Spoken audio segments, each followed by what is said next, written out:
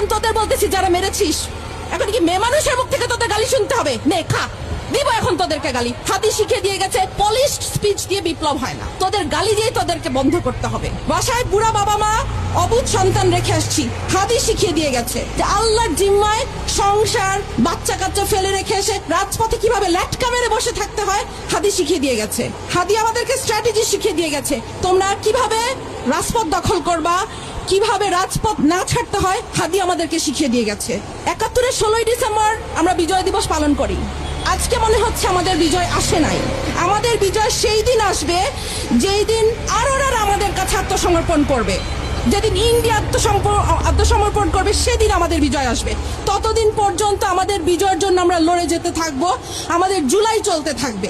সরকারের কাছে আবেদন, গ্রামে গঞ্জে শহরে সবখানে ১৫ থেকে ৪৫ বিবেচনাক্রমে ৫০ পর্যন্ত মানুষদেরকে সামরিক ট্রেনিং দিতে থাকো, কারণ যেই ১০০ আততায়ী ঢুকেছে বর্ডার দিয়ে, এই ১০০ আততায়ীকে আমাদেরকে মোকাবেলা করতে হবে। সেই আততায়ীদেরকে মোকাবেলা করার জন্য যে শকুন থাবা উঁচিয়ে রেখেছে চারিদিক থেকে ইন্ডিয়া, সেই ইন্ডিয়াকে আমাদেরকে মোকাবেলা করার জন্য আমাদেরকে ঘরে ঘরে মা বোন ছেলে মেয়ে নির্বিশেষে ট্রেনিং দিতে হবে, কারণ আমাদেরকে এদেরকে মোকাবেলা করতে হবে। আমি ক্ষুদিরাম দেখি নাই, আমি আজাদ দেখি নাই, আমি হাদিকে দেখেছি। হাদি ছিল একটি বিপ্লবী নেতা কাকে বলে আমরা হাদিকে দেখে শিখেছি। নাওয়া খাওয়া সংসার বাচ্চা কাচ্চা ভুলে কিভাবে রাজপথ দখল করে থাকতে হয়, কিভাবে বলিষ্ঠ কণ্ঠস্বর, একটা আকুত ভয় কণ্ঠস্বর কিভাবে হয় হাদিকে দেখেছি। আমি বলতাম হাদি হচ্ছে এই যুগের সাকা চৌধুরী, কোনো ভাষা মানে না, ল্যাঙ্গুয়েজ মানে না, যেভাবে খুশি সে ভাষণ দিত।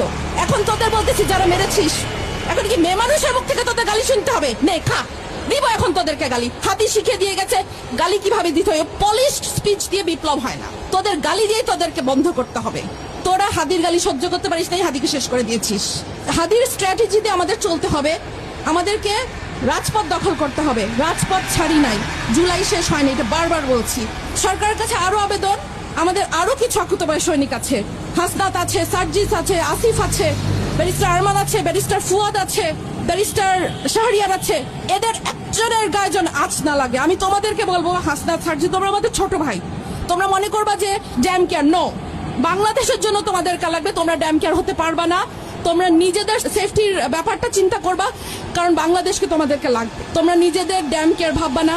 আল্লাহ হাদিকে নিয়ে গেছে, হাদি দেখিয়ে দিয়ে গেছে ড্যাম কেয়ার কাকে বলে, বাট প্লিজ বাংলাদেশের জন্য তোমরা ড্যাম কেয়ার থাকবা না। সরকারকে বলবো তোমরা এদের সেফটি সিকিউরিটি নিশ্চিত করবা। ওই মরে যাওয়ার পরে আমি খেয়াল করব, বাচ্চার দখল করবো, নো, এটা যেন না হয়, এটা যেন রিপিট না হয়। সাদিক কায়েমের কথা বিশেষ করে বলবো, কারণ শিবির তো তোমাদের চোখের শুল, বাট সাদিক খান যেটা করে যাচ্ছে তোমরা বাকি অনেকেই সেটা করতে পারছো না।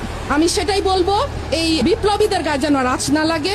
যত শত আততায়ী ঢুকেছে এদেরকে এখনই বের করে শেষ করো, একটা আততায়ী যেন তার গুলি উঁচু করতে ধরে না পারে। সবাইকে ধন্যবাদ।